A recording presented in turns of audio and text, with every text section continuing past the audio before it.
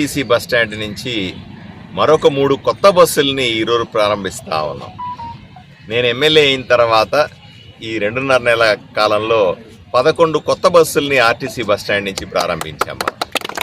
ఎందుకంటే ప్రజలకి మెరుగైన సేవలు అందించాలి, సౌకర్యాలు బాగుండాలి, కొత్త బస్సులతో మరింత ఉత్సాహంగా ఉండాలి, ప్రయాణం సురక్షితంగా ఉండాలన్న ఉద్దేశంతో ఈ కొత్త బస్సుల్ని ప్రారంభించడం జరుగుతూ ఉంది. ఒకటి ఈరోజు స్టార్ట్ చేసిన వాటిల్లో ఒకటి హైటెక్ బస్సు అంటాం మనం. అంటే బాగా పుష్ బ్యాక్ ఉండి ప్రశాంతంగా నిద్రపోయి విధంగా 120 డిగ్రీస్ పడుకునే విధంగా ఉండే అటువంటి పుష్ బ్యాక్ సీట్లు ఉన్నటువంటి ఒక బస్సు చెన్నైకి స్టార్ట్ చేసాం. దాంతోపాటుగా మిగతా 2 కూడా శ్రీశైలానికే పెట్టాం.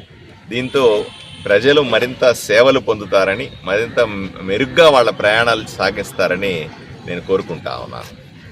సార్, మనకి విద్యార్థుల కోసం విద్యార్థి బస్సులు పెడుతున్నారు కానీ చాలా గ్రామాలకు వెళ్ళడం లేదు సార్. మొన్ననే కొంతమంది విద్యార్థులు టైంకి రావడం లేదు, మేము కాలేజీలో పాఠాలు మిస్ అవుతున్నాము, మా భవిష్యత్తు నాశనం అవుతుంది, దయచేసి మాకు టైంకి బస్సులు వచ్చేటట్లు చూడండి అని ధర్నా కూడా చేసినారు సార్. కొన్ని చోట్ల మనకు రిక్వెజిషన్స్ ఉన్నాయి. ఎవరెవరైతే రిక్వెస్ట్ పెడుతున్నారో వాళ్ళకందరికీ కూడా కొత్త రూట్లు శాంక్షన్ చేయడానికి ప్రయత్నం చేస్తాం.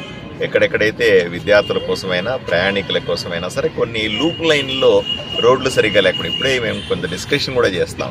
సింగిల్ లైన్ ఉన్న చోట ఈ వర్షాల వల్ల కూరుకుపోతున్నాయండి బస్సులు, ఇది ఇబ్బంది పడతా ఉన్నాయని కూడా చెప్తా ఉన్నారు. కొంచెం జాగ్రత్తగా స్పీడ్ తగ్గించుకొని వెళ్ళండి అని చెప్తా ఉన్నాం. గుంతలమయం అయిపోయింది రోడ్లన్నీ అని చెప్తా ఉన్నారు. ఈ వీటిని కూడా మనం సరి చేసుకోవాల్సిన అవసరం ఉంది. ఈ డెఫినెట్గా రాబోయే రోజుల్లో రోడ్లు ఇంప్రూవ్ చేసుకోవడం, సైమల్టేనియస్గా సర్వీసులు పెంచుకోవడం, రెండింటి మీద కూడా దృష్టి పెడతాం. అలాగే ఆర్టీసీ బస్టాండ్ లోపల సర్వీసులను కూడా ఇప్పుడు మనం చూస్తాం. ఆర్టీసీ బస్టాండ్లో కూడా మెరుగైన సేవలు అందించాల్సిన అవసరం ఉంది. ఎందుకంటే ప్రైవేటు బస్సులకి ఆర్టీసీ బస్సులకు ఉన్న ఒక తేడా ఏమిటంటే, ప్రైవేటు బస్సు ఎప్పుడు పడితే అప్పుడు ఎక్కడ పడితే అక్కడ ఆపేసి ప్రయాణికులు ఎక్కించుకుంటుంటారు, దింపేస్తూ ఉంటారు. వాళ్ళకంటే స్పెసిఫిక్గా వసతులు ఉన్నటువంటి బస్ స్టాండ్ ఉండదు.